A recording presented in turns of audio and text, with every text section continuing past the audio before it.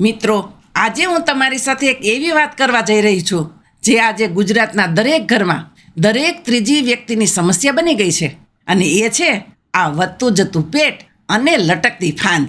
વાત શરૂ કરતા પહેલા હું તમને એક સાચો કિસ્સો કહું, આપણા રાજકોટનો જ. મારા એક પરિચિત ભાઈ છે, ઉંમર હશે એમની 44-45 વર્ષની આસપાસ. આખો દિવસ ઓફિસમાં બેસીને કોમ્પ્યુટર પર કામ કરવાનું. કામ એટલું બધું હોય કે ખુરશી પરથી ઊભા થવાનો સમય જ ન મળે. ખાવા પીવામાં ધ્યાન રાખે, સવારે ચાલવા પણ જાય, પણ ભાઈનું પેટ અંદર જાય જ નહીં. છેલ્લા 3 વર્ષથી એ ભાઈ બધી ટ્રાય કરી ચૂક્યા હતા.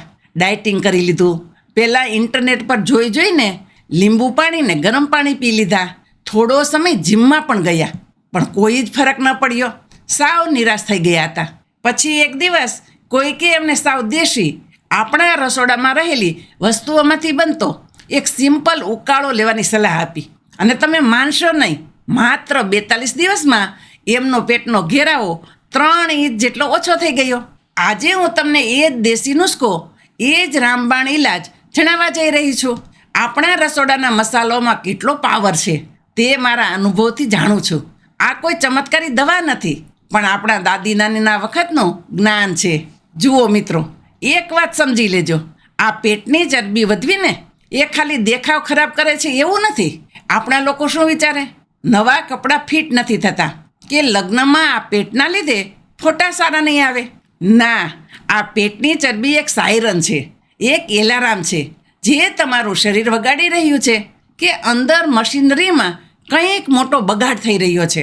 આજે આપણી લાઈફસ્ટાઈલ કેવી થઈ ગઈ છે? સવારે ઉઠીને ભાગદોડ, આખો દિવસ બેઠા બેઠા કામ કરવાનું, જમવામાં બહારનું મેંદાવાળું તળેલો ખોરાક અથવા રાત્રે મોડા જમવાની આદત. આ બધાના લીધે આપણા શરીરની જઠરાગ્નિ એટલે કે ખોરાક પચાવવાની તાકાત સાવ મંદ પડી જાય છે. તમે જે પણ ખાઓ છો એ પચવાને બદલે શરીરમાં સડવા લાગે છે અને ચરબી બનીને પેટ, કમર અને સાથળના ભાગે જમા થવા લાગે છે. આનાથી આગળ જતાં diabetes, high blood pressure, cholesterol અને લીવર પર ચરબી જમા થવી એટલે કે ફેટી લીવર જેવી ભયંકર બીમારીઓ શરીરમાં ઘૂસી જાય છે.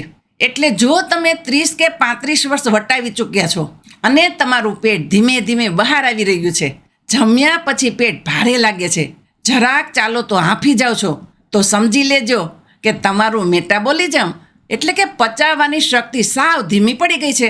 ખાલી ભૂખ્યા રહેવાથી કે જમવાનું છોડી દેવાથી પેટ અંદર નહીં જાય, એનાથી તો શરીરમાં નબળાઈ આવશે. આપણે શરીરની સિસ્ટમને સુધારવાની છે અને એના માટે જ આપણે બનાવીશું આ 5 વસ્તુઓનો જાદુ ઉકાળો.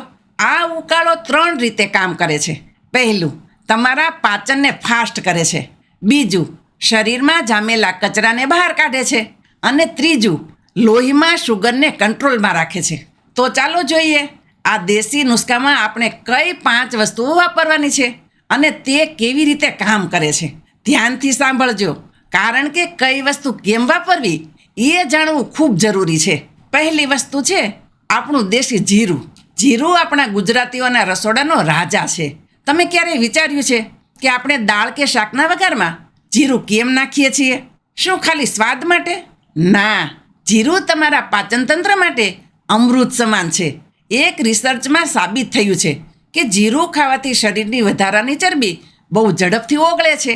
જીરામાં એવા તત્વો છે જે ઇન્સ્યુલિનને સુધારે છે અને આંતરડાની સફાઈ કરે છે. જે લોકોને ખાધા પછી પેટ ફૂલી જતું હોય તેમના માટે જીરું બેસ્ટ છે. બીજી વસ્તુ છે અજમો. અજમાના ગુણ તો આપણે સૌ જાણીએ છીએ. અજમો ગેસ અને આફરાનો કટ્ટર દુશ્મન છે. જ્યારે પેટમાં જૂનો મળ એટલે કે કચરો જમા થઈ જાય, આંતરડા ભારે લાગે, ત્યારે અજમો એ જામેલા કચરાને ઉખેડવાનું કામ કરે છે. તે આપણા શરીરની અગ્નિને પ્રજ્વલિત કરે છે. અજમો શરીરમાં જઈને ખોરાકને સડતો અટકાવે છે અને તેનું સાચું પાચન કરે છે. જ્યારે પાચન સારું થશે ત્યારે ચરબી બનવાની પ્રક્રિયા આપોઆપ બંધ થઈ જશે. ત્રીજી વસ્તુ છે વરિયાળી. મિત્રો, વરિયાળી એકદમ ઠંડી પ્રકૃતિની છે. તે આપણા શરીરમાંથી વધારાનું પાણી બહાર કાઢે છે, જેને વોટર રિટેન્શન કહેવાય. ઘણીવાર આપણું પેટ ચરબીથી નહીં પણ શરીરમાં ભરાયેલા વધારાના પાણી અને ગેસના લીધે ફૂલેલું દેખાતું હોય છે. વરિયાળી એ સોજો ઉતારે છે. ખાસ કરીને બહેનોમાં ઉંમર વધતા જે હોર્મોન્સના લીધે પેટ અને કમરનો ભાગ વધે છે, તેમાં વરિયાળી ખૂબ જ મોટો ફાયદો કરે છે. ચોથી અને સૌથી પાવરફુલ વસ્તુ છે તજ. ઘણા લોકો તજને માત્ર ગરમ મસાલા તરીકે જ ઓળખે છે, પણ વજન ઘટાડવામાં તજ કોઈ જાદુથી કમ નથી. તજ સીધું તમારા લોહીમાં રહેલી સાકર એટલે કે શુગર પર કામ કરે છે. જ્યારે તમે ગળ્યું ખાઓ કે મેંદો ખાઓ ત્યારે શુગર વધે છે અને શરીર તેને તરત જ ચરબીમાં ફેરવીને પેટ પર જમા કરી દે છે. તજ આ શુગરને કંટ્રોલ કરે છે. જો શુગર કંટ્રોલમાં રહેશે તો ચરબી જમા થવાનું મશીન જ બંધ થઈ જશે. પાંચમી વસ્તુ છે આદુ. આદુની પ્રકૃતિ ગરમ છે. તે શરીરમાં જઈને ટેમ્પરેચર વધારે છે, જેને વિજ્ઞાનની ભાષામાં થર્મોજેનિક ઇફેક્ટ કહેવાય. તમે કાંઈ પણ કસરત ન કરો તો પણ આદુ તમારા શરીરની કેલેરી બાળવાની સ્પીડ વધારી દે છે. એક ટુકડો આદુ તમને આખો દિવસ એનર્જી આપશે અને અંદરથી ચરબી ઓગાળવાનું ચાલુ રાખશે. તો ચાલો હવે જોઈએ કે આ પાંચેય બ્રહ્માસ્ત્રોને ભેગા કરીને ઉકાળો કેવી રીતે બનાવવો. આનું માપ બહુ જ ધ્યાનથી નોંધી લેજો.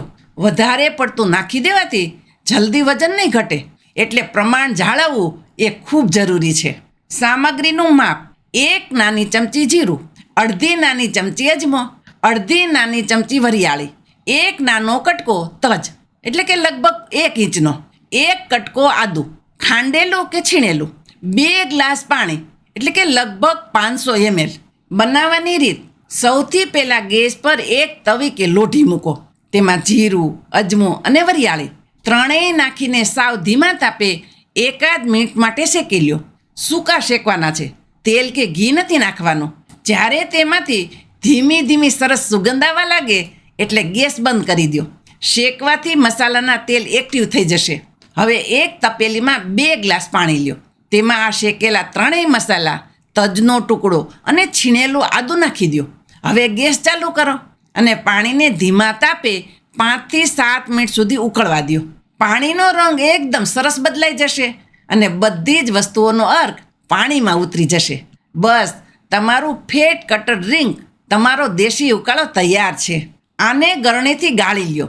સવારે ઉઠીને બ્રશ કર્યા પછી ખાલી પેટે આ ઉકાળાને ચાની જેમ ઘૂંટડે ઘૂંટડે ગરમ ગરમ પીવાનો છે.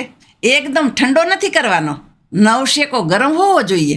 મિત્રો, આ ઉકાળાની સાથે જો તમે હું કહું એ 2-3 વાતોનું ધ્યાન રાખશો ને તો રિઝલ્ટ બમણી ઝડપે મળશે. નંબર 1, જમ્યા પછી હુંફાળું પાણી. બપોરે જમ્યા પછી અડધી કલાકે 1 ગ્લાસ ગરમ એટલે કે હુંફાળું પાણી ચોક્કસ પીવો.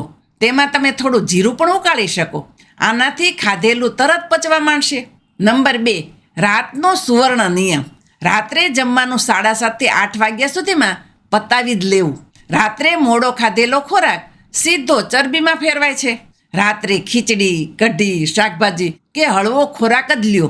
નંબર 3, ઠંડુ પાણી બિલકુલ બંધ. ફ્રીજનું એકદમ ઠંડુ પાણી પીવાનું આજથી જ છોડી દો. ઠંડુ પાણી તમારા જઠરાગ્નિને ઠારી દે છે અને પાચન સાવ ઢીલું કરી નાખે છે. પાણી હંમેશા માટલાનું કે નવશેકું જ પીવો. નંબર 4, ઊંઘ અને ટેન્શન. આખો દિવસ દોડાદોડી કર્યા પછી રાત્રે 7 થી 8 કલાકની શાંત ઊંઘ લેવી ખૂબ જરૂરી છે.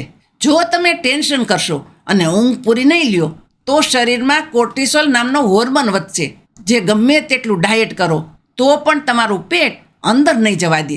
હવે સૌથી અગત્યની વાત, આ ધ્યાન દઈને સાંભળજો. કઈ વ્યક્તિએ આ પ્રયોગ કરવો અને કઈ વ્યક્તિએ ભૂલથી પણ આ ન કરવો અને ક્યારે સીધા ડૉક્ટર પાસે દોડી જવું, એ જાણવું બહુ જરૂરી છે. કોણે આ નુસ્ખો ન કરવો એટલે કે કોના માટે મનાઈ છે? ગર્ભવતી બહેનો, પ્રેગ્નન્સી દરમિયાન આ ઉકાળો બિલકુલ નથી લેવાનો, કારણ કે આમાં આદુ અને અજમા જેવી ગરમ વસ્તુઓ છે. હાઇપર એસિડિટી કે અલ્સર, જે લોકોને ભયંકર એસિડિટી રહેતી હોય, છાતીમાં બળતરા થતી હોય કે પેટમાં અલ્સર એટલે કે ચાંદા પડ્યા હોય, તેમણે આ નુસ્ખો ટ્રાય કરવો નહીં. ડાયાબિટીસની દવા લેતા લોકો, જો તમે ડાયાબિટીસની ભારે દવા કે ઇન્સ્યુલિન લેતા હોય તો આ ઉકાળો લેતા પહેલાં ડૉક્ટરને પૂછવું, કારણ કે તજ તમારી શુગરને એકદમ ડાઉન કરી શકે છે. ગરમ પ્રકૃતિવાળા લોકો, જેમને વારંવાર નસખોરી ફૂટતી હોય કે શરીરમાં ગરમી રહેતી હોય, તેમણે આદુ અને અજમાનું પ્રમાણ સાવ ઓછું કરી નાખવું. ડૉક્ટર પાસે ક્યારે જવું? આ એક દેશી ઉપચાર છે. જો આ ઉકાળો પીધા પછી તમને નીચેનામાંથી કોઈ પણ તકલીફ થાય તો ઉકાળો તાત્કાલિક બંધ કરી દેવો અને તરત તમારા ડૉક્ટરનો સંપર્ક કરવો. પેટમાં અચાનક અસહ્ય દુખાવો ઉપડે, છાતીમાં બહુ જ બળતરા થાય કે એસિડિટી માથું પકડે, માથું ભમવા લાગે, ચક્કર આવવા લાગે કે આંખે અંધારા આવે, હૃદયના ધબકારા અચાનક વધી જાય, ઉબકા આવે કે ઉલટી જેવું સતત લાગ્યા કરે. સમય મર્યાદા: આ ઉકાળાને સતત 21 દિવસ લેવાનો છે. 21 દિવસ પછી 1 અઠવાડિયાનો બ્રેક એટલે કે રજા આપવાની છે. એક સાથે મહિનાઓ સુધી કોઈ પણ ગરમ ઉકાળો પીવો જોઈએ નહીં.